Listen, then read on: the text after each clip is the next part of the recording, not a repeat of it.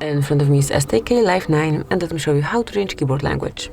So first of all, just open the messages or any other area where you can open your keypad. And as you can see right here, I've got English letters. To change it, you need to tap on settings icon, go to languages, click add keyboard, and then select the one that you would like to apply.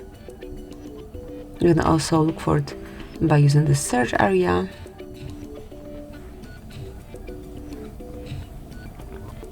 And then just mark the language that you want to apply, tap on done, and remove unnecessary language. If you want to have one dictionary only, then go back.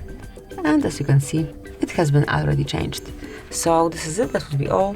Thank you for watching. Please subscribe our channel and leave the thumbs up.